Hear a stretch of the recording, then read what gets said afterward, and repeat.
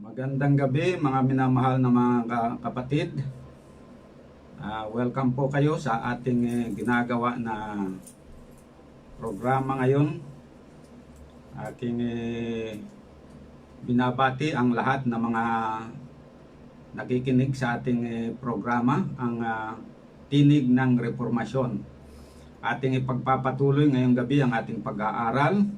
Subalit bago niyan ay nais ko munang batiin ang lahat ng mga nakikinig sa ating programa dito sa mga kapatid sa Bible Missionary Training School Compound, diyan sa mga kaibigan natin, mga suki nating tagapakinig diyan sa palibot dito ng Kabatang Chaong at yung nasa medyo malayo natin diyan Santa Rosa at saka Cavite at saka iba pang lugar na naaabot ng ating radio program.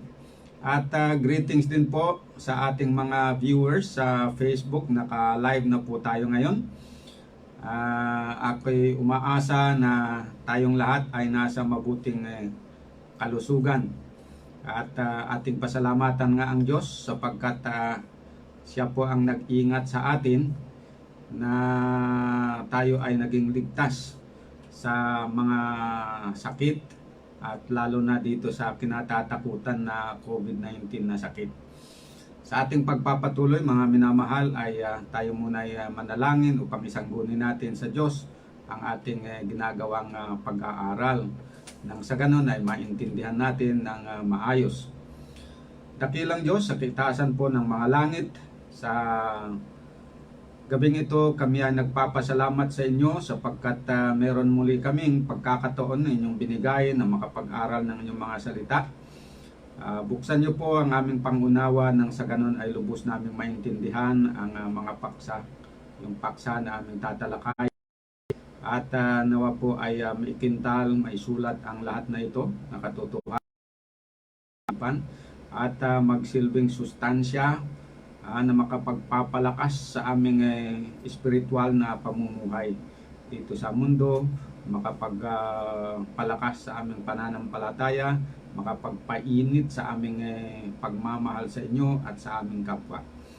Pagpatawad nyo rin ang aming mga kasalanan, lahat, at ito po ang aking dinadalangin sa pangalan ng Panginoong Jesus. Amen. So, pagpatuloy po natin ang ating pag-aaral ngayon. Ang paksa na pag-aaralan natin ngayong gabi ay paglaya sa mga maling aral o paniniwala. Paglaya sa mga maling aral o maling paniniwala. Ang paglaya sa maling doktrina ay may kaugnayan sa ating pinag-aralan tungkol sa mabuting pakikibaka ng pananampalataya na nakabatay naman doon sa sabi ng Panginoon sa 1 Timothy chapter 6 verse 11 and 12. Ganito po ang nakasulat. Pagsikapan mong mamuhay, banalan, pananampalataya, pag-ibig, pagtitiis at kahinahunan. Makipagbaka ka ng mabuting pakikipagbaka ng pananampalataya. Manangan ka sa at na dito'y tinawag ka at ipinahayag mo ang mabuting pagpapahayag sa harapan ng maraming mga saksi. So sinasabi ng talatang ito mga kapatid na pagsikapan natin na mamuhay sa katuwiran, sa kabanalan, sa pananampalataya, sa pag-ibig, sa pagtitiis at sa kahinahunan. Yan. So bakit kailangan na pagsikapan natin? Ibig sabihin talagang mag-effort tayo.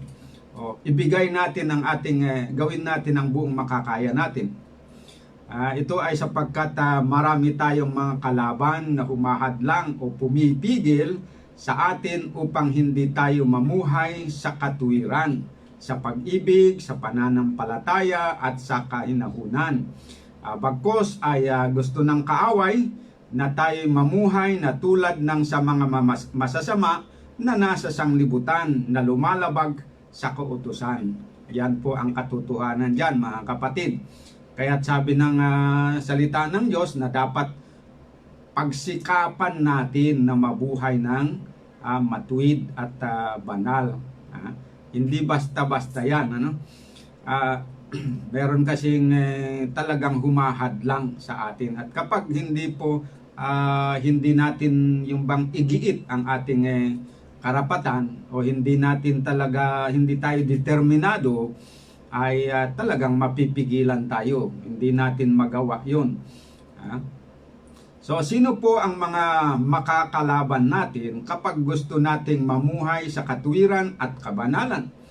Ang ating pangunahing kalaban ay ang mga tao, hindi ang mga tao, kundi si Satanas at ang kanyang mga hukbo na mga masasamang anghel na tinawag ng Bible sa pangalan ng mga demonyo.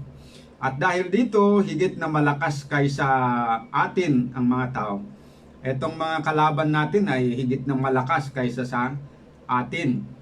Kaya kinakailangan na tayo makipagbaka na sa kanila kasama si Kristo.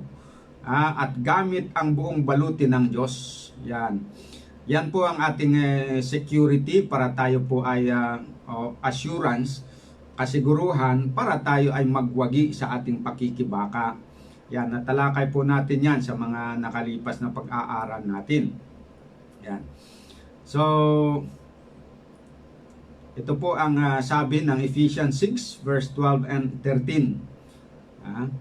Isuot ninyo ang buong baluti ng Diyos upang kayo ay makatayo laban sa mga lalang ng dyablo. Ito ay sapagkat tayo ay nakikibaka hindi laban sa laman at dugo, subalit laban sa mga pamunuan, laban sa mga kapamahalaan, laban sa mga makapangyarihan sa kadiliman. Yan po mga kapatid ang kalaban natin. Malakas, kaya huwag tayong magtangka na makipagbaka sa ating sariling lakas. Lagi po tayong makipagbaka kasama si Kristo. At dapat kumpleto tayo ng armor. Isuot natin ang baluti ng Diyos. Huwag nating iiwan. Natalakay po natin kagabihan yung 6 na sangkap ng baluti ng Diyos na dapat na gamitin po natin. At kaya po tayo binabaka ni Satanas at pilit tayong hinahadlangan sa ating pagsisikap na mamuhay na matuwid at banal, at hindi tayo hinihikayat. Pilit tayong hinihikayat sa pagkakasala. Sino humihikayat sa atin sa pagkakasala?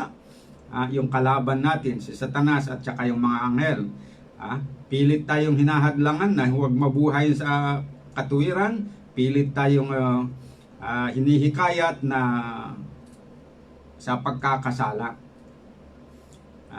Yan po ang katotohanan yan. Bakit naman ganyan ang ginagawa nila? Sapagkat siyempre gusto ni Satanas na sa kanya tayo mapunta. Gusto ni Satanas na sa kanya tayo mapunta sapagkat siya makasalanan, tayo din daw ay makasalanan, kaya gusto niya na isama niya tayo doon sa impyerno. Pero hindi naman papayag si Kristo na ganun na lang, na lahat ang mga tao na nagkasala ay maisama ni Lucifer doon sa kaparusahan. Kaya't pinag-aralan natin sa nakalipas na si Kristo ay dumating bilang tagapagligtas at tinubos niya tayo mula doon sa parusa ng ating kasalanan. Kaya't binili din niya tayo upang tayo ay magiging pag-aari ng Diyos. Yon, pinagtunayan natin sa nakalipas na pag-aaral natin yan. Batay sa 1 Corinthians 6:19 and 20, 1 Peter 1 verse 18 to 20. At dahil doon, ay siyempre gusto ng Panginoon naman na lahat tayong mga tao ay mapunta sa Kanya. Ayaw niya na merong mapunta kay Lucifer dahil kumbaga binili niya ang lahat upang magiging pag-aari niya. Yan. Kaya lang, tandaan din natin na pag-aralan natin sa nakalipas na nung gawin ni Kristo yung pagtubos, ay hindi siya humingi ng pahintulot sa atin. Kumbaga, kusang loob na ginawa niya yan dahil sa kanyang biyaya at pagmamahal sa atin. At dahil tayo ay hindi naman mga robot, tayo mga tao na may karapatan na pumili, kaya't hindi niya ginawang automatic na dahil sa binili niya tayo, parang automatic na lang nasapilitan. Kahit sa ayaw at sa gusto natin ay dadalhin niya tayo dun sa kanyang kaharian. Hindi rin po papayag ang Panginoon doon dahil ginagalang niya ang ating desisyon. Kaya't ang nangyari ngayon, binigay sa atin ang karapatan na pumili. Kung lahat sa atin ay piliin natin na doon tayo mapunta sa Panginoon, mapupunta tayo sa Kanya. Pero, kung ayaw natin na pupunta sa Kanya, hindi talaga tayo mapupunta kasi gagalang yung ating desisyon. So, yun po yung pinaglalabanan ngayon ni Satanas at ni Kristo. Inaakit ni Kristo tayo na manampalataya sa Kanya dahil binili niya tayo. Pero nandyan nga si Satanas na humahadlang naman, inaakit niya tayo na magpatuloy sa pagkakasala. Ayan. So nasa atin na po yung tinatawag na pagpapasya. Lahat na sumasampalataya kay Kristo at gustong magbagong buhay ay sa Diyos siyempre mapupunta. Siya ay kukupkupin bilang mga anak ng Diyos at tuturuan na mamuhay na matuwid at banal. Ito ay ayon sa John 1:12 and 13, Galatians 3:26 at chapter 4 verse 6.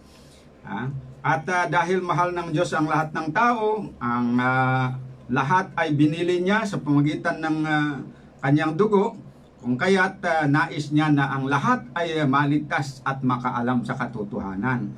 Yan naman ang nabasa sa 1 Timothy 2 verse 3 and 4. Sa kabila naman, si Satanas, yung nabanggit ko kanina, gusto naman niya na pigilan tayo para mapunta rin tayo sa Kanya. Dahil noon, bago binili ni Kristo tayo, tayo ay nagkasala. Ngayon, balagamat binili tayo, gusto niyang pigilan tayo na hindi lilipat doon kay Kristo. Yun naman ang gusto niya. Para ang mangyayari noon, pagka pinigilan niya tayo at pumayag tayo, hindi tayo mapunta sa Kanya, bali sayang lang yung ibinayad ni Kristo para sa atin kasi hindi na niya tayo mapapakinabangan. So bali ganansya para kay Satanas yun. Yan.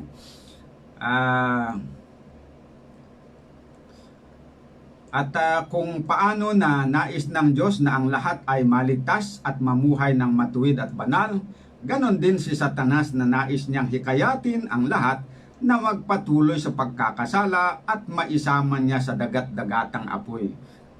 Kahit ang mga tapos ng sumampalataya sa Diyos ay sinisikap niyang pahinain ang kanilang pananampalataya at hikayatin sila sa pagkakasala sa pamamagitan ng iba't ibang mga tukso at mga patibong ni Satanas. Yan. So, ang mga patibong na matagumpay na ginagamit ni Satanas mula sa panahon ni Adan hanggang ngayon ay ang iba't ibang maling mga paniniwala o maling mga aral o doktrina. Yan, magbigay tayo ng sample mula noon hanggang ngayon. Ang sample na unang gagamitin natin ay yung paglinlang niya doon kay Eva. Kung basahin natin sa Genesis 3 verse 1 to 6, ganito po ang nakasulat doon. No? Ang ahas nga ay lalong tuso kaysa alinman sa mga hayop sa parang nanilikha ng Panginoong Diyos. At sinabi niya sa babae, tunay bang sinabi ng Diyos, huwag kayong kakain sa alinmang punong kahoy sa halamanan? At sinabi ng babae sa ahas, sa bunga ng mga punong kahoy sa halamanan ay makakain kami. Datapwat sa bunga ng punong kahoy na nasa gitna ng halamanan ay sinabi ng Diyos, huwag kayong kakain niyaon, ni huwag ninyong hipuin, baka kayo'y mamatay. At sinabi ng ahas sa babae, tunay na hindi kayo mamamatay, sapagkat talastas ng Diyos na sa araw na kayo'y kumain niyaon ay madidilat nga ang inyong mga mata at kayo'y magiging parang Diyos na nakakakilala ng mabuti at masama. Ayon. So, alam ni Eva, ibig sabihin doon, alam ni Eva na yung sabi ng Diyos na huwag silang kakain. Huwag nilang kainin yung bunga ng punong kahoy ng pagkakakilanlan ng mabuti at masama. Pero kahit na alam niya yon, bakit naman niya kinain? Alam naman niya na pinagbabawal, pero bakit siya kumain? Yan ay dahil naniwala siya doon sa iniaral ni Satanas sa kanya. Ano yung sabi ni Satanas sa kanya? Tunay na hindi kayo mamamatay kung kayo'y kakain, sapagkat talastas ng Diyos na sa araw na kayo'y kumain niyaon ay madidilat nga ang inyong mga mata at kayo'y magiging parang Diyos, na nakakakilala ng mabuti at masama. Ibig sabihin na pinaniwala ni Satanas si Eva. At naniwala naman si Eva doon sa sinabi ng ahas. Pinaniwala niya si Eva na kahit sila'y kakain sa bunga na ipinagbabawal ng Diyos na kainin nila, at ay sila'y hindi pa rin mamamatay. Yan. Yun ang naging paniwala ngayon ni Eva. Sa halip, ay naniwala siya doon na kapag kakain, sa halip na mamatay, sila daw po ay magiging parang Diyos.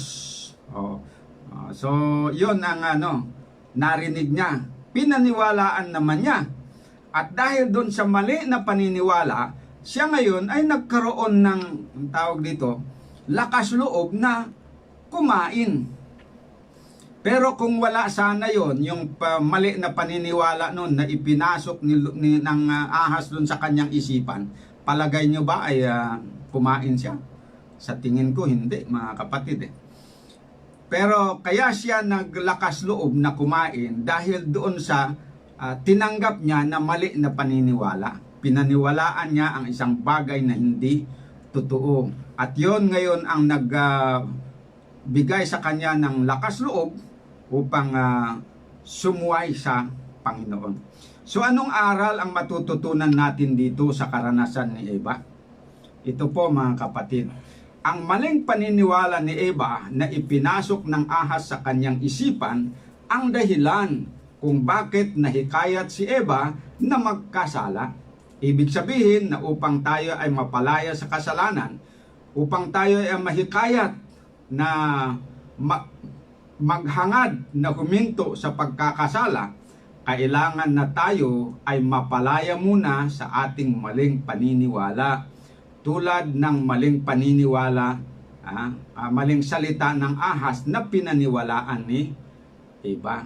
Kasi yung ating kalagayan ngayon, may kahalintulad doon sa kalagayan ni Eva.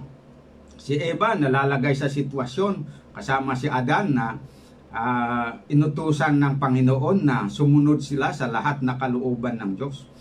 Nandito ngayon yung kaaway, nagturo siya ng isang mali, pinaniwalaan ngayon ni Eva, kaya nahulog siya sa pagkakasala. Sa atin ngayon, ganon din. Ang Panginoon, pinapasunod tayo sa kanyang kalooban. Binasa natin kanina na sinasabi na magsikap kayo na mamuhay na matuwid at banal. Na ngayon, tinutokso naman tayo ng kaaway na na hindi mamuhay na sa katuwiran at bagkus ay tayo magkasala. Yun naman ang kanyang iniaaral sa atin. At meron naman siyang binibigay na mga mali na mga aral na kung tatanggapin natin yun ang magbibigay sa atin baga ng lakas loob na sumuway sa kalooban ng Diyos. Okay, basahin po natin ang pagkakahalintulad. Dito sa 2 Corinthians 11 verse 1 to 4, sabi dito,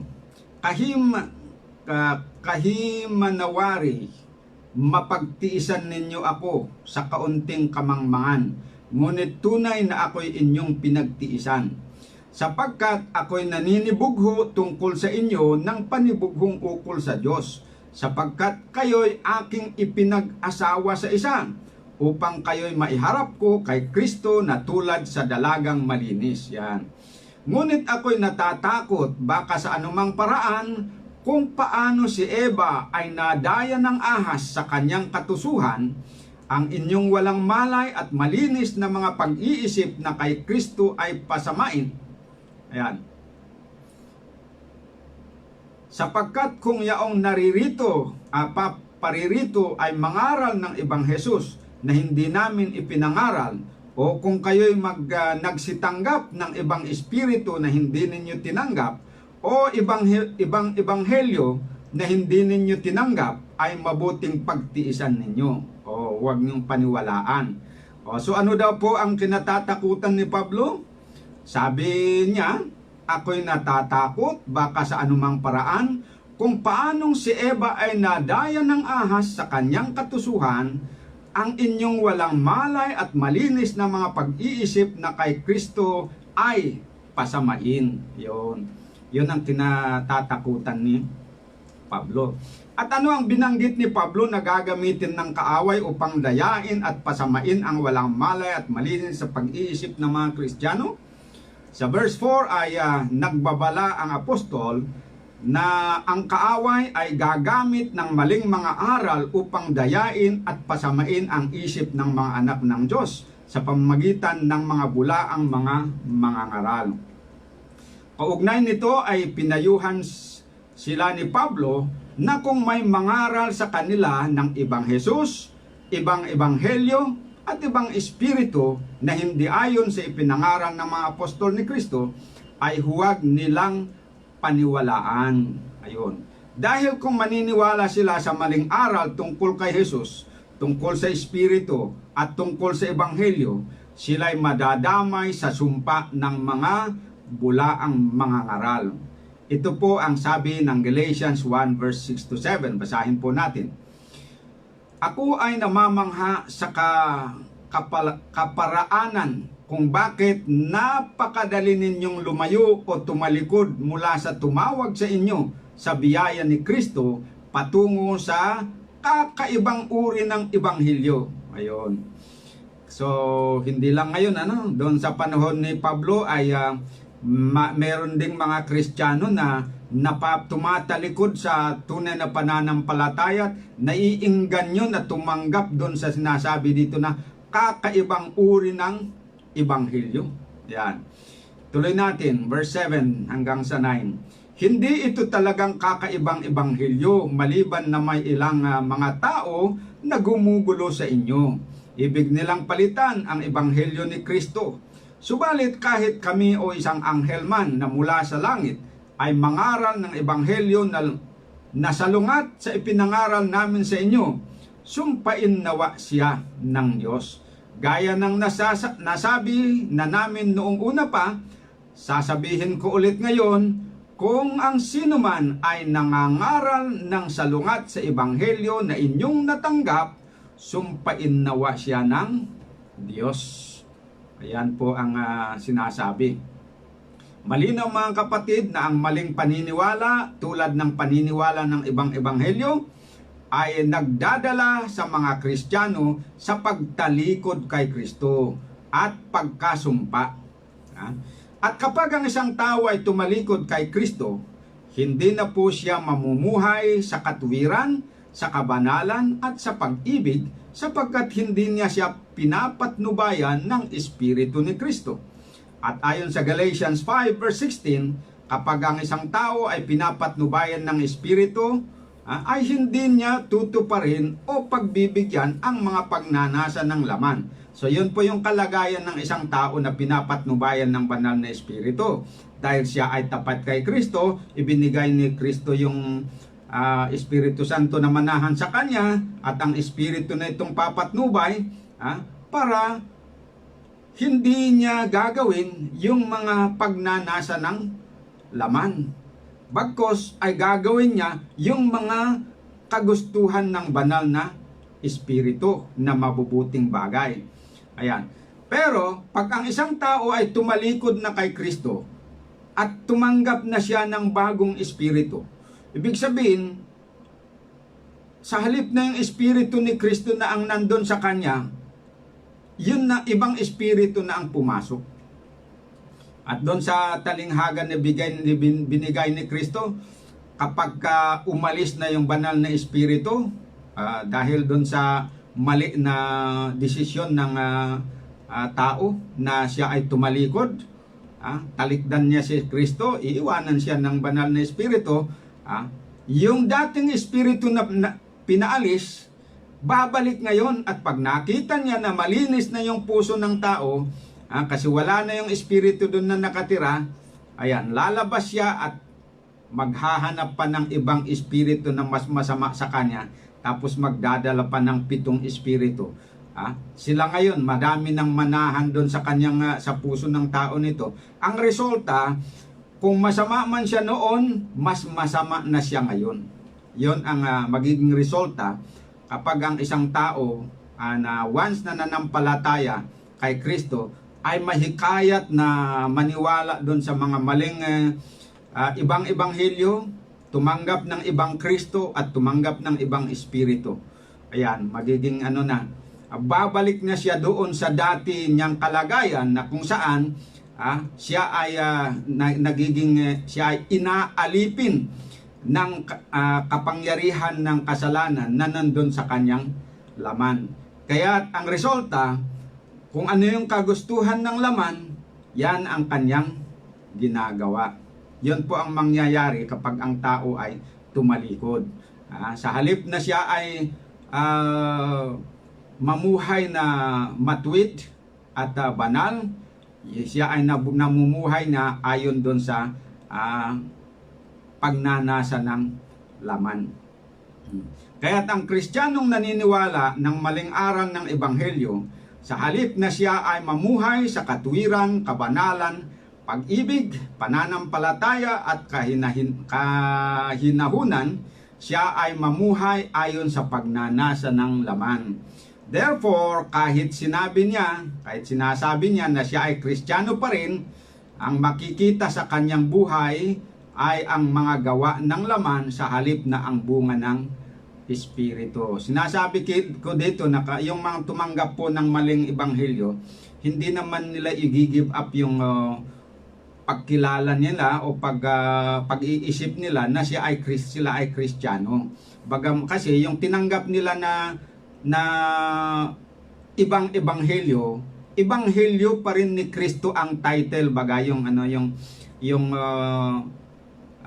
ang pagkilala nila doon. So, kumbaga, parehas lang yung title. Yung dati, Kristo ang kanilang tinanggap. Ngayon, tumanggap sila ng ibang Kristo. Pero Kristo pa rin. Noon, yung tinanggap nilang ebanghelyo. Ngayon, tumanggap sila ng ibang ebanghelyo, pero parehong ebanghelyo pa rin ang tawag. Doon, yung tinanggap nila noon, Espiritu ng Diyos. Ngayon, tumanggap sila ng Espiritu, pero Espiritu pa rin. Kaya lang magkaiba. So, yung pag-angkin nila na sila ay Kristiyano, hindi pa rin mawawala. Intact pa rin yung paniniwala nila na sila ay Kristiyano pa rin. Kasi nga, nadaya nga sila eh. At akala nila, yung tinanggap niya ngayon na ibang ebanghelyo, kaya sila malakas loob na tindigan yon dahil nadaya sila, akala nila, yun na yung tunay. At yun yung mas magandang ebanghelyo. Yun pala ay iba na yun. At saka yung Kristo na kanilang, yung bagong Kristong tinanggap nila, pagyayabang pala nila yun na yun daw yung tunay na Kristo. Kasi nadaya sila, hindi nila alam na ibang Kristo na pala yun. Tsaka yung Espiritu na tinanggap nila, akala nila yun na yung banal na Espiritu. Pero yun pala ay iba na palang Espiritu na yun. Yan mga kapatid ang nangyayari dyan. Kaya itong mga sinasabi dito ni Pablo na nagdadala ng ibang ebanghelyo at ibang espiritu, ay nangangarap din sila na parang mga Kristiyano pa rin ang papakilala sa kanilang sarili. Pero hindi na sila tunay na Kristiyano. Ang sabi doon ni Pablo, they are false brethren in the church. Ayan mga kapatid. So ano ba itong mga gawa ng laman na yun ang gagawin na ngayon ng mga tumanggap ng maling ebanghelyo, ibang ebanghelyo, ibang Kristo at ibang Espiritu. Basahin natin ang Galatians 5 verse 19 to 21. Ngayon, ang mga gawa ng laman ay nahahayag. Ang mga ito ay ang pangangalunya, pakikiapid, karumihan, kahalayan, mga pagsamba sa Diyos-Diyosan, pangkukulam, pag-aalitan, paglalaban-laban, paninibugho, pag-uumapaw sa puot, pagkamakasarili, pagkakabahabahagi, pagkakampi-kampi, mga pagkainggit, pagpatay, paglalasing, magulong pagtitipon at mga bagay na tulad ng mga ito.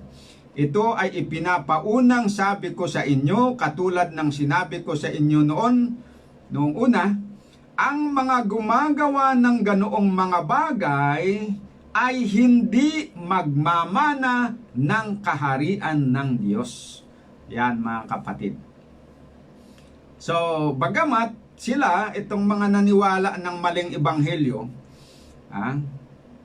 tumalikod sila kay Kristo kasi parang nakakita kasi sila ng ginto na mas tunay.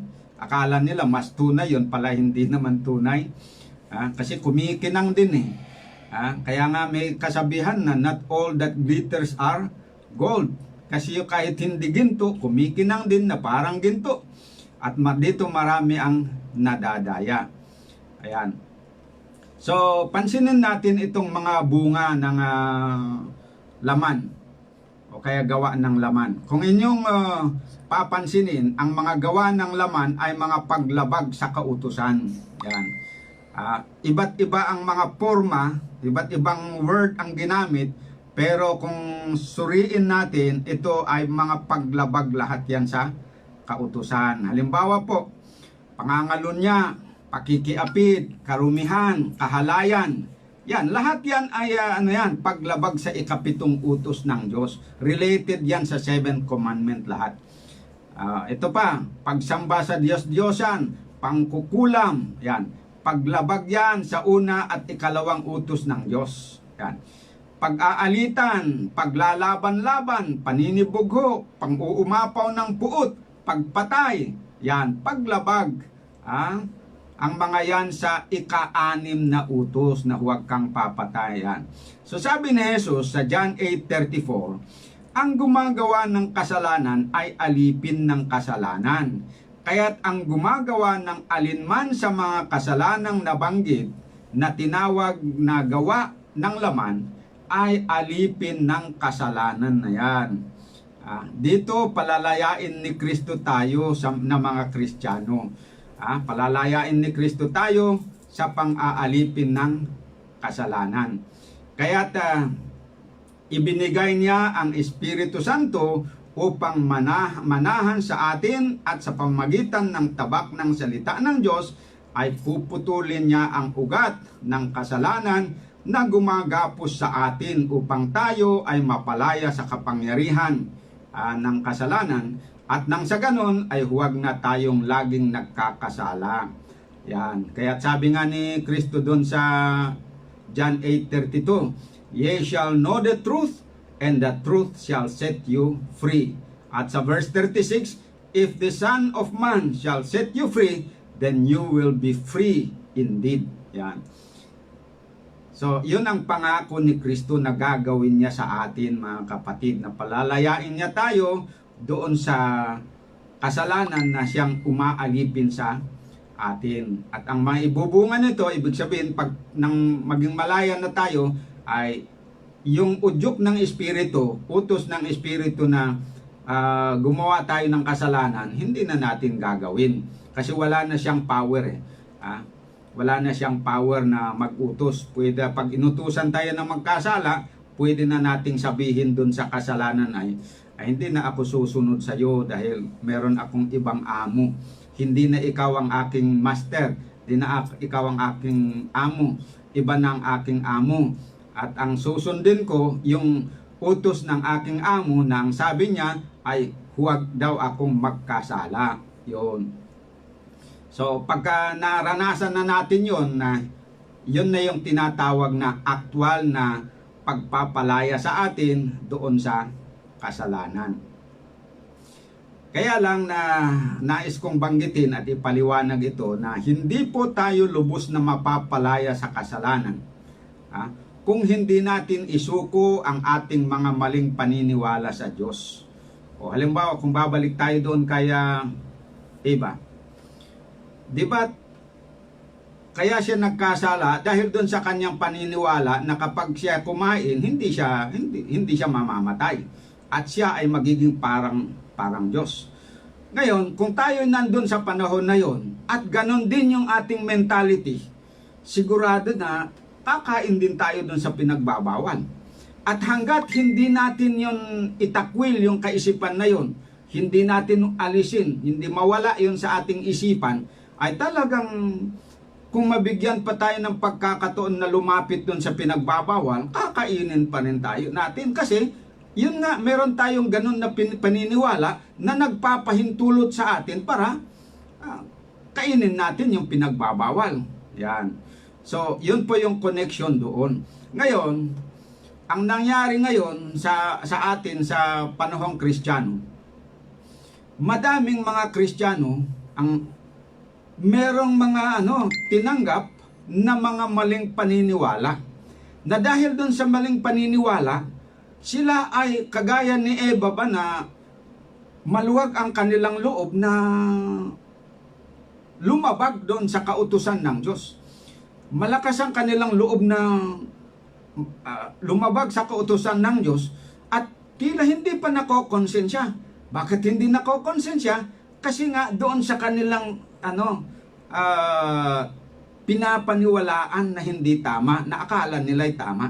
Ngayon, maliban na yung mali na paniniwala na yun ay mabago, ay talagang hindi sila mapapalaya sa kasalanan. Talagang tuloy-tuloy po sila na gumagawa ng kasalanan. Kasi hindi na sila nakikipag-cooperate doon kay Kristo.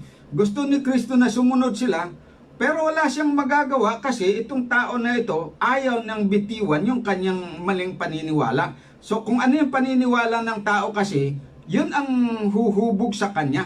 Sabi nga ni Solomon, whatsoever a man thinketh in his heart, so is he. So kung ano yung pinaninindigan mo, siyempre yun ang magiging buhay mo. Kasi yun ang pinanghahawakan mo na pinaniniwalaan mo. Mabubuhay ka ayon doon sa iyong pinaniniwalaan. So yan po ang puntos dito. Kaya dito papasok ngayon itong ating paksa na kailangan na mapalaya tayo dun sa maling mga paniniwala, maling mga aral, wrong teachings. Kasi kung itong mga wrong teachings na sa isip natin na hindi mawala ito, hindi natin isusuko, ay talagang hindi tayo mapapalaya sa kasalanan. Kasi wala tayong gana na huminto yung talagang malakas ang loob natin na gagawin yung pinagbabawal. Okay. Magbigay tayo ng mga halimbawa ng mga maling aral na kung hindi ito mababago, hindi natin isusurrender ito, hindi tayo mapapalaya dito sa maling mga aral na ito, siguradong magkakasala at magkakasala tayo. Yan. Isa sa maling paniniwala na dapat mawala sa ating isipan upang mabigyang daan ang ating paglaya o paghinto sa pagkakasala ay ang maling ebanghelyo na nang namatay daw si Kristo ay tinapos na niya ang mga kautusan ng Diyos. Kaya't ang mga Kristiyano ay hindi na nila kailangan na sumunod sa 10 utos ng Diyos kasi tinapos na nga daw niya yun Kaya hindi na natin dapat na sundin yun. Tapos na yun. Kumbaga, lipas na yun. Ayan po ang mali. Habang ang isang Kristiyano ay naniniwala dito, habang isang nag-aangkin na Kristiyano, ay ganito ang kanyang mentality. Mapapahinto pa ba siya sa paglabag sa kautusan? Hindi mo mapipigilan yan. Malaya yung bukal sa loob niya ang lumabag kasi nga ang isip niya ay hindi na dapat sundin yan kasi wala na yun. Kaya lalabag at lalabag talaga yan, tapos hindi pa siya makonsensya. Bakit? Kasi yung paniniwala na yan ay hindi na applicable yung batas na yan para sa kanya. Ayan po ang pinaka-danger.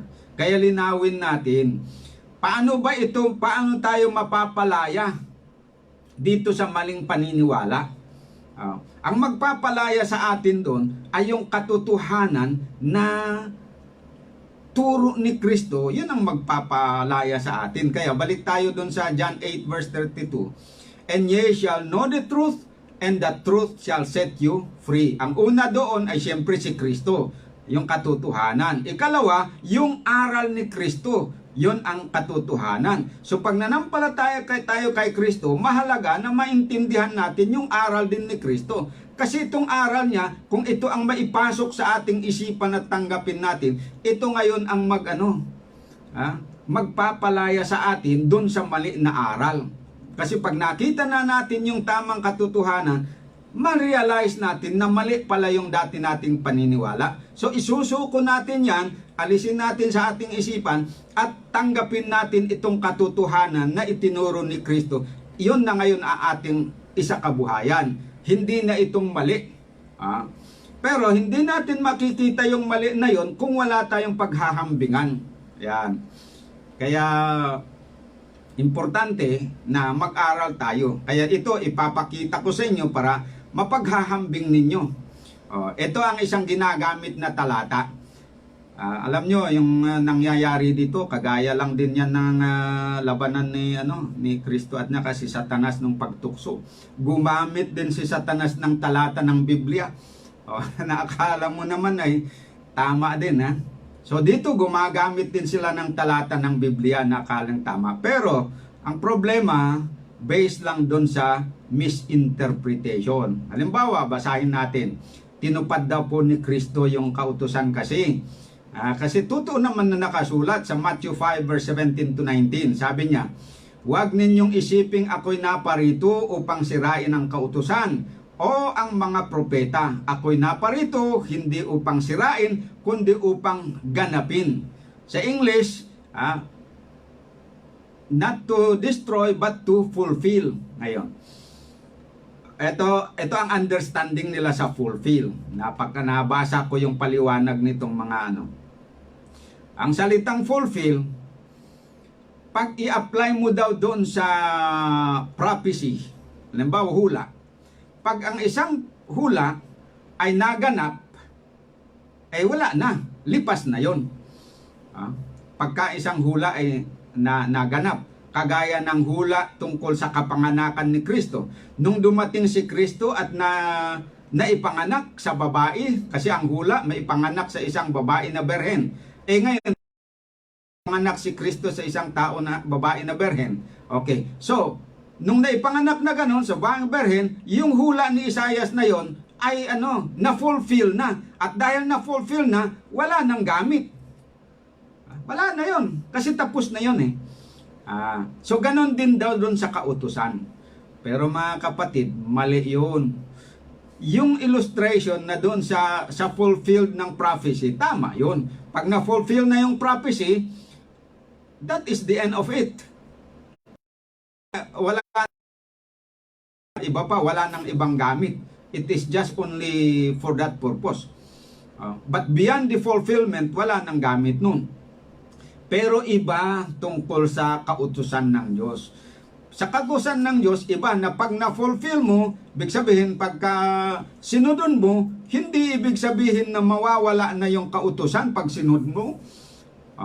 Tignan mo, lahat naman ng kautusan yun, kahit hindi yung kautusan ng ng Diyos, kautusan ng tao. Halimbawa yung Constitution ng Pilipinas. Ang daming mga taong sumusunod.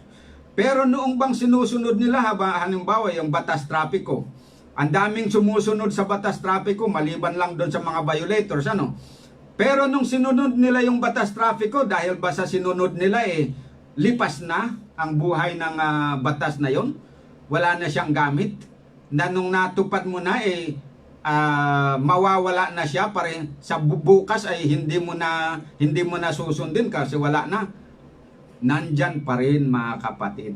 Kaya ibig sabihin, mali po yung ganyan na pangunawa. Na dahil tinupad na ni Kristo ginanap niya na yung kautusan, nalipas na. Tinapos na niya, mali po yun. Kasi, bakit mali? Maintindihan natin dito rin sa talata na ito mga kapatid. Tuloy natin, verse 18.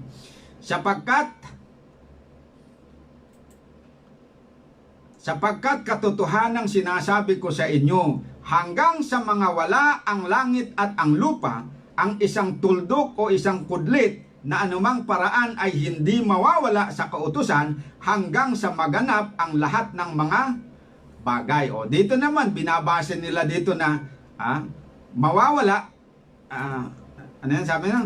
Sa anumang paraan ay hindi mawawala sa kautusan hanggang sa maganap ang lahat ng mga bagay. Na ang intindi naman nila, pag naganap, ay mawawala na yung kautusan. Mali pa rin. Bakit? Verse 19 sabi niya, kaya't ang sino mang sumuhay sa isa sa kaliit-liitang mga utos na ito,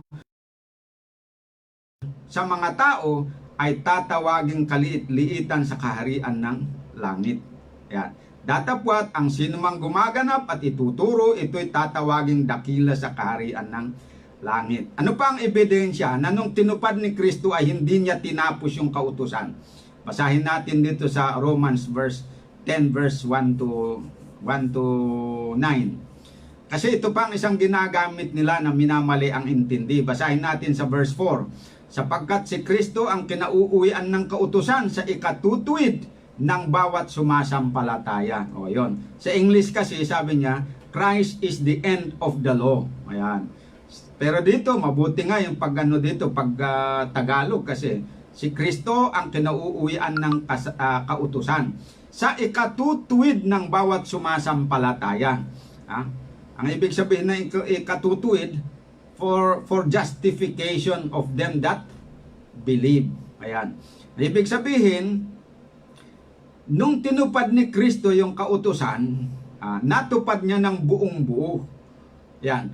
Kapag tayo po ay nanampalataya kay Kristo, yung kanyang pagsunod na yon ay ibibilang na ating pagsunod, kaya tayo ay aariing matuwid o ganap. Hindi dahil sa ating gawa, kundi dahil sa Kanya. Yun po ang ibig sabihin nito, na si Kristo ang kinauuwian ng kautusan sa ikatutuwid o ikaaaring ganap ng bawat sumasampalataya. Ang problema kasi, hindi nila binabasa din yung dulo ng sentence. Dito lang sila sa first part na sinabi na sapagkat si Kristo ang translation pa nga ng iba katapusan ng kautusan. Hindi kinauuwian kundi katapusan ng kautusan.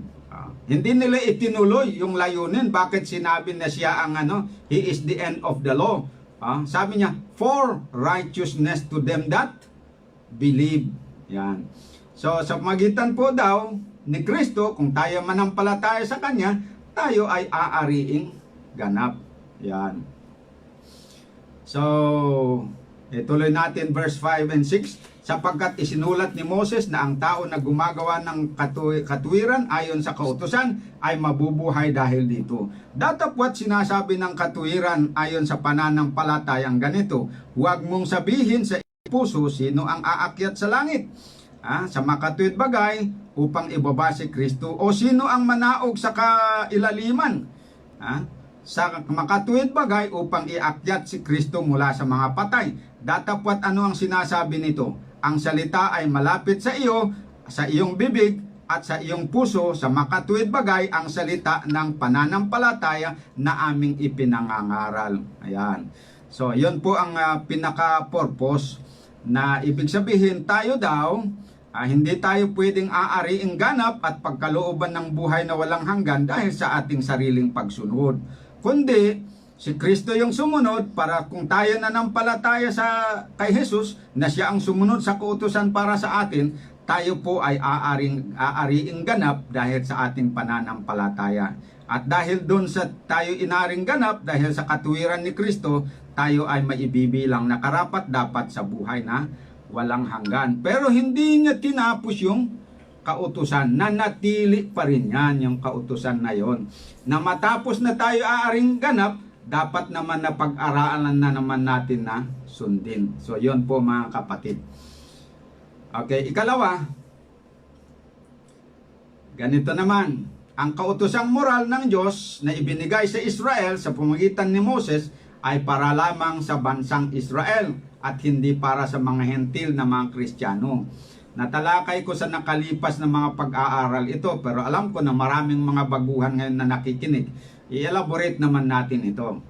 Sa Malakay 4 verse 4 ay sinasabi kasi doon na ang kautusan ay ibinigay ng Panginoon kay Moses ay ibinigay para sa Israel. Tama naman yung nakasulat.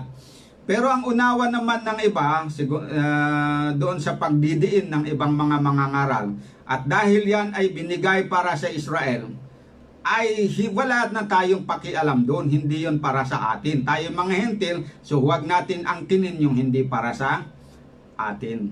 Ayan.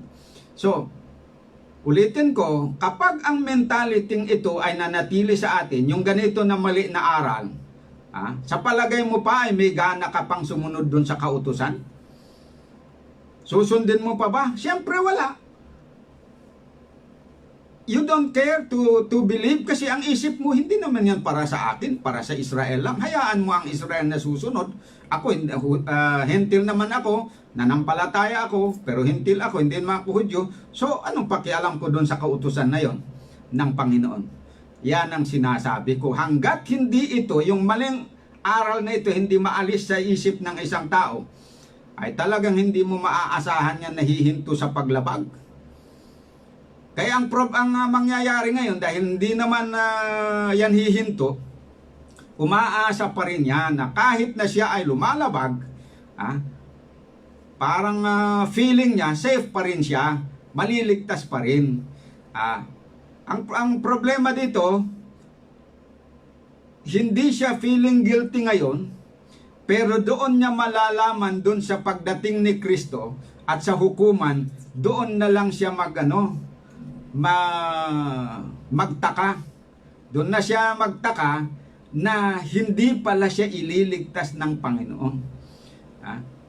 Ngayon, pagbabasahin na nakasulat doon na yung gagawa ng paglabag sa kautusan na nagpapatuloy sa kasalanan, kailanman ay hindi magmamanang ng kaharian ng langit. Pag hindi na siya papapasukin, doon na ngayon niya ma-realize yung kanyang mali. Nadaya pala ako.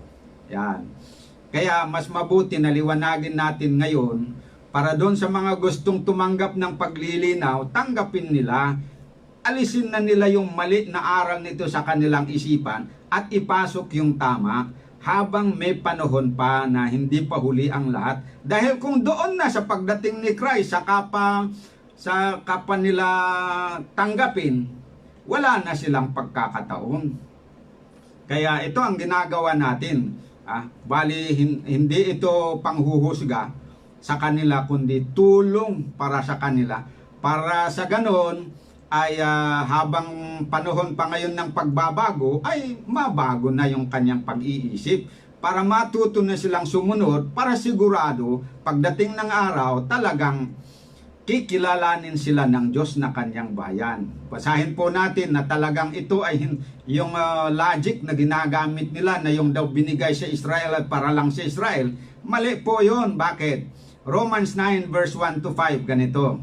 Sinasabi ko ang katotohanan na kay Kristo na hindi ako nagsisinungaling, na ako'y sinasaksihan ng aking budhi sa Espiritu Santo, na meron akong malaking kalungkutan at walang tigil na karamdaman sa aking puso, sapagkat ako'y makapagnanasa na ako man ay itakwil mula kay Kristo dahil sa aking mga kapatid. Si Pablo ang nagsasalita dito, na aking mga kamag-anak ayon sa laman, na pawang mga Israelita, nasa kanila ang pagkukupkup. Biro mo yan, binigay sa kanila ang pagkukupkup. Ano yung pagkukupkup na yon? Pagkukupkup, adoption as children. Sa kanila daw ibinigay yung pribilehyo na yon na sila ay kupkupin bilang mga anak ng Diyos. Ngayon, kung sasabihin nila natin ngayon na ang pagkupkup bilang anak ng Diyos na ibinigay sa Israel ay para lamang sa kanila, wala tayong pagkakataon na mga hintil na kupkupin ng Panginoon. Kaya mali. Ikalawa, at ang kaluwalhatian at ang mga tipan. Sa kanila ba binagbigay yung mga tipan? Pag sinabing mga tipan, marami yan. Kasama na doon ang lumang tipan at bagong tipan. Sa kanila pinagkatiwala. Sa kanila binigay.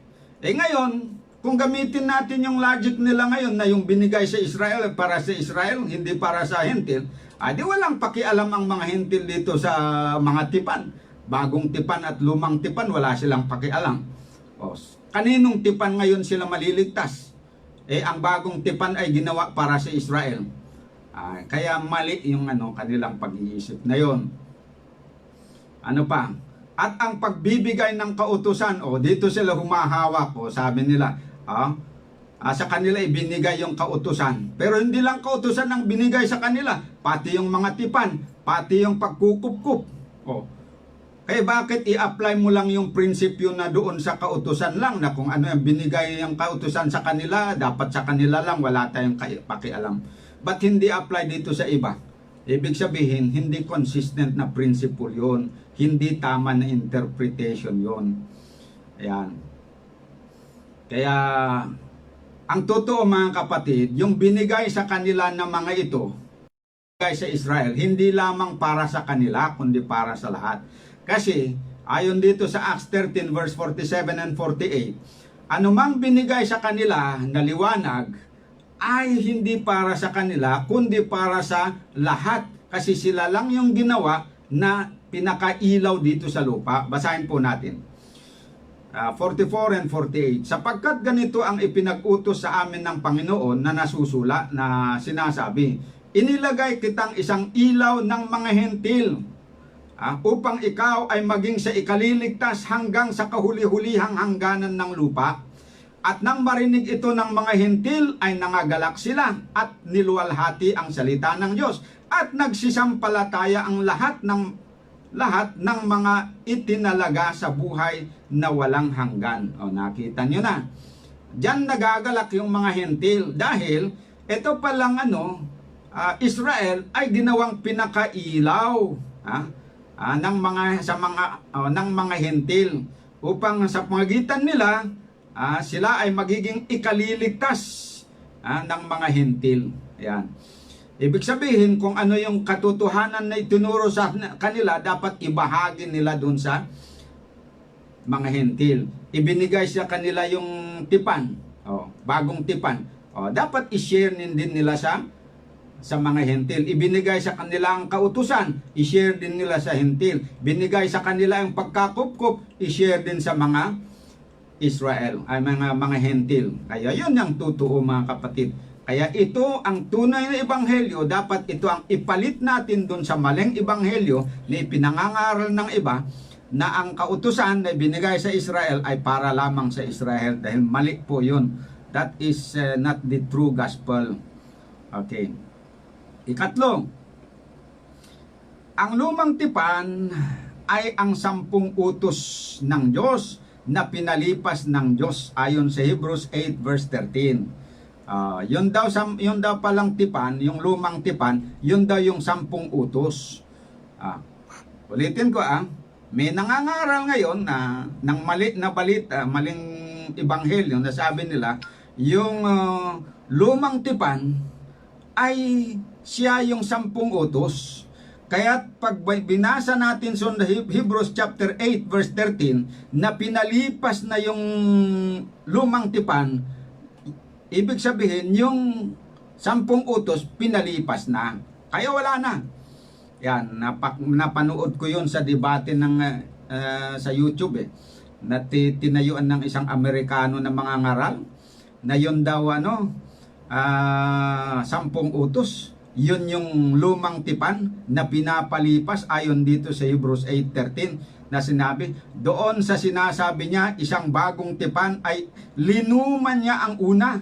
Datapwat ang nagiging luma at tumatanda ay malapit ng lumipas. Yung daw yun, yung 10 utos daw yun, yung malapit ng lumipas at sa ngayon lipas na. Kasi yun yung bagong tipan daw. Napakamali mga kapatid. Bakit mali? Basahin po natin Hebrews 8 verse 8 to 10. Tignan natin. kung nasaan yung 10 utos.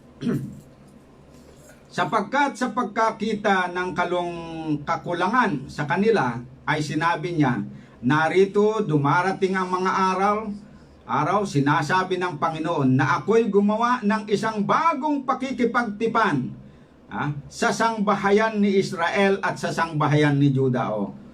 Pansinin ninyo, kanino daw gagawin ng Panginoon ang bagong pakikipagtipan? Kaninong sangbahayan? Sangbahayan ba ng Hentil? Hindi. Sangbahayan ni Israel at ng sangbahayan ni Juda. Ayun. Ngayon, dito sa bagong tipan, anong gagawin niya? Sa kautusan, hindi ayon sa tipang aking pinakipagtipan sa kanilang mga magulang ng araw na sila'y aking tangnan sa kamay upang sila'y ihatid sa labas ng lupain ng Ehipto, sapagkat sila'y hindi na natili sa aking tipan at akin silang pinabayaan, sinabi ng Panginoon. Sapagkat ito ang pakikipagtipang aking gagawin sa sangbahayan ni Israel pagkatapos ng mga araw na yon, sabi ng Panginoon. Ilalagay ko ang aking mga kautusan sa kanilang pag-iisip at sa kanilang mga puso'y aking isusulat ang mga ito. At ako'y magiging Diyos nila at sila'y magiging bayan ko. Pinalipas ba yung utos ng Panginoon? Hindi. Kaya kahit lumipas na yung lumang tipan, hindi lumipas yung 10 utos. Mali po yan na unawa. Kasi in the first place, yung 10 utos, hindi yon yung tipan. Kasi ang tipan ay yung covenant ay kasunduan. Hindi naman kasunduan yung kautusan Utos nga yan. Ang kasunduan, yung pinagkasunduan ng dalawang partido. Pero may kinalaman yung kasunduan doon sa kautusan. Anong kinalaman nun? Na doon sa kasunduan ng Diyos at ng Israel nun, nangako ang Israel na susundin na nila yung kautusan, bagay na hindi nila ginawa. Kaya hindi yung kautusan ang mali, ang nagkamali doon ay yung tao na nangako na sumunod pero hindi niya nagawang sumunod. Yun ang mali, kaya binaliwala na yung lumang tipan. Pero yung kautusan hindi nawala. Ngayon, ito na ang ginawa ng Diyos na basehan din ng bagong tipan. Pero sa halip na sa bato at sa libro yan isinulat, pinangako ng Diyos na isusulat sa puso ng mga nananampalataya ng kanyang bayan na Israel. Pero yung Israel na yon, hindi lang sa kanila kundi pati mga Hentil. Yan. Kaya alisin po natin yon, yung ganun na kaisipan. Kasi habang hindi maaalis ito sa isipan ng sino mang tao na nag-aangkin na Kristiyano, hindi talaga siya susunod sa kautusan. Lalabag at lalabag yan. Kasi yung mali talaga yung paniniwala na yun At kapag patuloy siyang lumalabag, talagang sa bandang huli, pag close na yung probation, hindi kikilalanin ng Diyos. Dahil ang nasusulat, ang nagpapatuloy sa pagkakasala ay sa dyablo. Hindi talaga angkinin ng Panginoon yan. Kaya kailangan, kung meron pa sa inyong mga kapatid na naniniwala dito, tanggalin nyo na sa isip nyo, isupon nyo na at tanggapin nyo yung katotohanan, yung tamang ebanghelyo na ang kautusan ng Diyos sa bagong tipan ay hindi nawala kundi isusulat sa puso at hayaan ninyo na ang Espiritu ang magsulat sa inyong puso para makasunod kayo. Yan mga kapatid. Okay, number 4. Ang 10 utos ay ginawang 2 utos na lang sa panahon ng bagong tipan. Mahalin mo ang Diyos at ang inyong kapwa. Yan na lang ang kautusan daw sa bagong tipan. Ayan. Matthew 22 verse 34 to 39. Nagtitipon-tipon ng mga parisyon ng mabalitaan nilang napatahimik ni Jesus ang mga Sadusyo. Isa sa kanila na nadalubhasa sa kautusan ang nagtanong kay Jesus upang subukin ito. Guro, alin po ang pinakamahalagang utos sa kautusan? Tanong niya. Sumagot si Jesus, ibigin mo ang Panginoon mong Diyos ng buong puso mo, buong kaluluwa mo at buong pag-iisip mo. Ito ang pinakamahalagang utos. Ito naman ang pangalawa, ibigin mo ang inyong kapwa gaya ng pag-ibig mo sa inyong sarili. 2 utos na ito, nakasalalay ang buong kautusan ni Moses at ang katuruan ng mga propeta. So, tandaan natin, itong itong dalawa na utos na ito, hindi pang palit doon sa 10. Dito daw, nakasalalay sa dalawang utos na ito, yung buong kautusan ni Moses at ang katuruan ng mga propeta. Dito nakasalalay, kumbaga, ito ang saligan ng mga ibang mga utos. Yan. So, parang pundasyon yan. Kaya pagka hindi po nawala yung ibang kautusan at pinalitan ng dalawa, mali pong pag-iisip yan. Kaya huwag kayong kampante na sasabihin, basta mahal ko ang Diyos, mahal ko ang aking kapwa, kahit na pumatay ako, walang problema yan kasi ano naman na yan, hindi naman yan kautusan para sa atin ngayon yung huwag kang papatay, pagmamahal lang naman. Mali talaga yan na pag-iisip. Kaya basahin nyo po ang Romans chapter 13 verse 1 to 9. Doon nyo malalaman na hindi pala nawala yung sangkap ng kautusan. Kaya pag sinusunod natin yung pagmamahal sa Diyos at pagmamahal doon sa tao, ang ibig sabihin susundin natin yung 10 utos. Yan po ang katotohanan. Kaya tanggalin po natin itong mali na pang-aral na ito. Dahil kung hindi nyo tanggalin ito sa inyong isipan, ay talagang magkakasala kayo. Maging kampante kayo sa isip na akala nyo sumusunod na kayo, ayon pala ay lumalabag na kayo mga kapatid. So ikalima, sabi nila wala na tayo sa ilalim ng kautusan kundi nasa ilalim na tayo ng biyaya, kaya't hindi na tayo dapat sumunod sa kautusan na ibinigay ng Diyos kay Moses. O ito na naman, halos parehas lang, iba-iba lang yung termino ng ginagamit pero iba ang kanilang pangunawa talaga. Pero tama itong sinasabi ni Pablo, mali lang yung pangunawa ng mga tao. Basahin natin Romans 6 verse 14 to 18. Sapagkat ang kasalanan ay hindi makapaghahari sa inyo, sapagkat wala kayo sa ilalim ng kautusan kundi sa ilalim ng biyaya. Malinaw yun sang-ayon tayong lahat ayon sa nabasa na wala tayo sa ilalim ng kautusan kundi sa ilalim ng biyaya. Pero paano natin inunawa ito? Ang sabi ng iba, hindi na yung sabi na wala tayo sa ilalim ng kautusan ay hindi daw tayo obligado na sumunod sa kautusan. Hindi natin tungkulin na sundin ang kautusan. Kasi nandito tayo sa ilalim ng biyaya. Na maligtas tayo sa pamagitan ng pananampalataya. Ayun. Hindi na sa pamagitan ng pagsunod. Okay. Pero ito po mga kapatid ang totoo. Sa ilalim ng biyaya, totoo na tayo na maligtas dahil sa biyaya sa pamamagitan ng pananampalataya. Tama po yun. At wala tayo doon sa ilalim ng kautusan. Pero unawain natin yung sabi na nasa ilalim ng kautusan ay nasa ilalim ng condemnation o paghuhukom ng kautusan. Wala na tayo doon, hindi na tayo hinuhukuman ng kautusan kahit nagkasala tayo kasi binayaran na ni Kristo yung ating kasalanan. Pero pagdating doon sa authority ng kautusan sa atin, na siya, ito pa rin ang standard of what is right and wrong and it defines our duty towards God. Under pa rin tayo sa kautusan as our duty to do.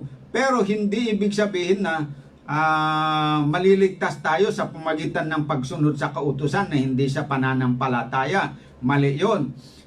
Sumunod tayo sa kautusan, hindi dahil yun ang magliligtas sa atin, kundi dahil sa tinubos na tayo ni Kristo doon sa palusa, at sa pananampalataya ay inari tayong ganap, at ngayon kinupkup tayo bilang anak ng Diyos, bilang pagpapakita ng ating pagmamahal sa Diyos at bilang pagsasagawa ng ating tungkulin bilang anak ng Diyos, sumunod tayo sa kautusan ng Diyos. Yun po yung rason doon. Okay, paano natin nalaman na ganun? Pagpatuloy nating basahin. Verse 15, ano nga? Mga kasala baga tayo dahil tayo wala sa ilalim ng kautusan, kundi sa ilalim ng biyaya? Huwag nawang mangyari. Nakita nyo na. Doon sa mga nasa ilalim ng kautusan, ay nasa ilalim ng biyaya, hindi daw dapat magkasala. Pero baliktad hindi kasi binabasa ng iba yung verse 15. Dito lang sila sa first part ng verse 14. Wala tayo sa ilalim ng kautusan. Ang conclusion nila, kaya pwede na tayong sumuway sa kautusan, lumabag. Mali. Kaya nga sinagot ni Pablo yun Yung ganon na kaisipan, sabi niya, mga kasala baga tayo dahil tayo wala sa ilalim ng kautusan? Ang sagot niya ay hindi. Kung hindi, anong gagawin natin? Di siyempre sumunod. Sabi niya, huwag nawang mangyari. Verse 16, hindi ba ninyo nalalaman na kung kanino ninyo inihahandog ang inyong mga sarili na pinakaalipin upang tumalima, ay kayong mga alipin niya ang inyong tinatalima? Maging sa kasalanan, sa ikamamatay, maging sa pagtalima, sa ikapagiging matuwid. Datapwat salamat sa Diyos na bagamat kayo'y naging alipin ng kasalanan, kayo'y naging mga matalimahin sa puso doon sa uri ng aral na pinagbigyan sa inyo. At yamang pinalaya kayo sa kasalanan, pagiging, yung palang dito, yung palang sinabing wala na kayo sa ilalim ng kautusan, ang definition sa verse 18, tayo pinalaya na tayo sa kasalanan. Ayun.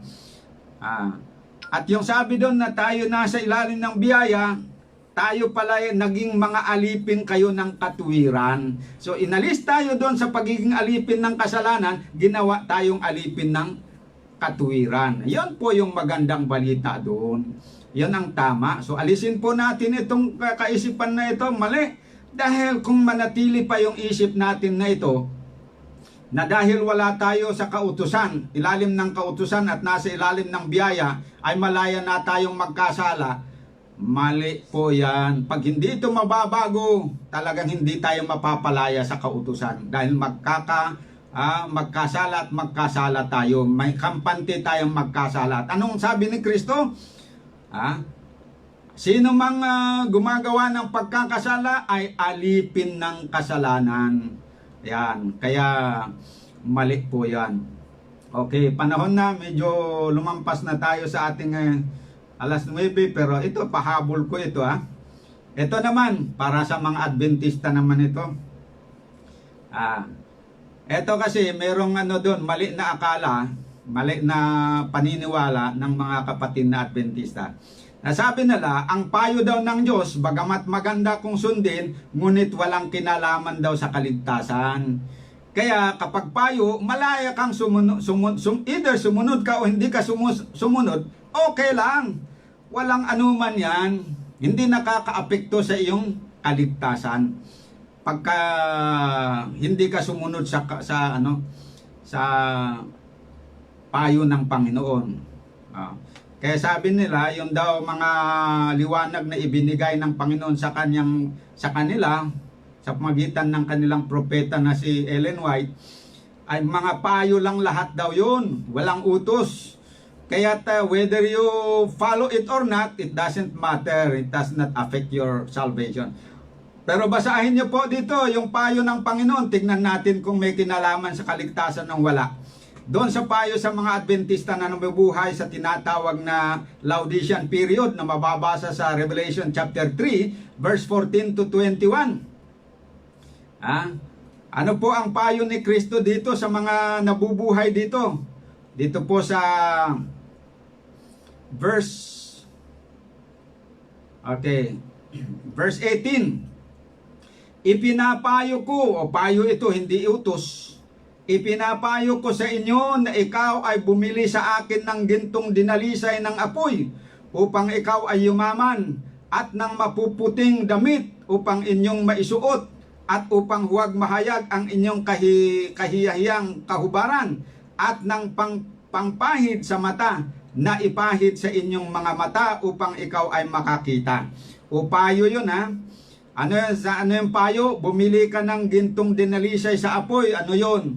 Tumutuko yun sa pananampalataya at pag-ibig. Dahil ikaw ay nagkukulang ka ng pananampalataya at pag-ibig. Bumili ka nun, payo ng Diyos, upang ikaw ay maging mayaman. Ano naman itong maputing damit? Bibilhin mo rin daw yon. Ito kumakatawan sa walang dungis na katuwiran ni Kristo. Payo din yon.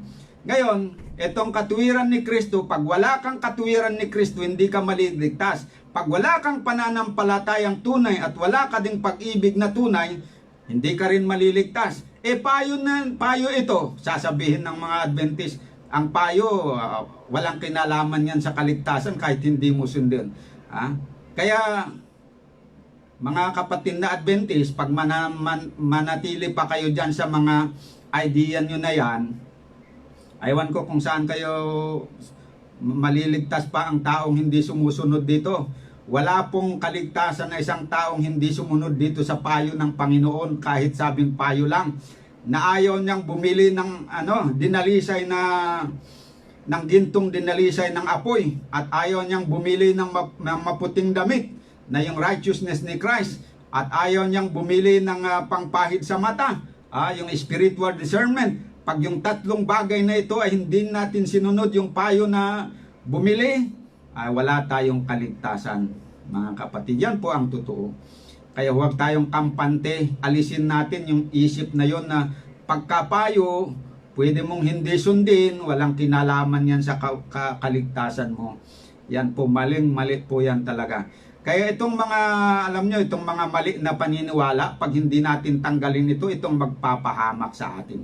Kaya mga kapatid, sana po yung pinag-aralan natin, itong mga maling mga paniniwala, kung meron man tayo dito, isuko na natin sa Panginoon at tanggapin natin yung tunay na ebanghelyo. Ito yung tinatawag doon ni Pablo na ibang ebanghelyo, na kapag tanggapin natin ang mga ibang ebanghelyo na ito, tayo daw po ay isusumpa o itatakwil. Kaya nawa po mga kapatid, itakwil na natin itong mga ibang ebanghelyo na ito na mga maling mga aral, at ipalit natin yung tamang ebanghelyo na ipinangaral ng mga alagad para po sa kasiguruhan ng ating kaligtasan. Yan po ang aking iiwan na mensahe sa inyong lahat, mga minamahal kong mga kapatid, sa Islam, sa Adventist, sa mga ibang sekta, at sa lahat po ng mga nakikinig dito sa ating programa. Ito ay inihahatid namin bilang tulong sa bawat isa, sapagkat mahal po namin kayo, gusto po namin kayo na makaalam sa tunay na ebanghelyo para po sa inyong kaligtasan. Okay, tayo po ay magpasalamat sa Diyos sa pamagitan ng panalangin. Dakilang Diyos, sa kitaasan po ng mga langit, ngayong gabi kami po ay nagagalak sa pagkakataon na kami nakapag-aral ng inyong mga salita. Isulat po ang mga katotohanan nito sa ating aming puso, at nawa po ay tanggalin ang mga maling paniniwala sa puso't isipan ng naming lahat, lalo na po sa aming mga suking tagapakinig. Ngayong pinahayag po namin, in-identify na namin yung mga mali. Hindi pa nga na-identify lahat, pero nawa po ang aming napag-aralan ng mga maling mga ebanghelyo na ito ay isuko na nila, at tanggalin nyo po, ipalit nyo sa kanila yung tamang ebanghelyo para po sa kanya. Kasi ang tamang ebanghelyo ay yung ebanghelyo na nagdadala sa isang tao ng tunay na pananampalataya kay Kristo, na at pagbabagong buhay at pagsunod doon sa na ikabuhay ang katuwiran, pananampalataya at pagpapakabanal. Po ang aking dalangin sa pangalan ng aming Panginoong Jesus. Amen. So, good night po sa inyong lahat. Maraming salamat sa inyong mga pakikinig. Maraming salamat po sa ating viewers sa Facebook. Thank you very much. Good night to everybody. Bukas na ulit tayo magsama-sama.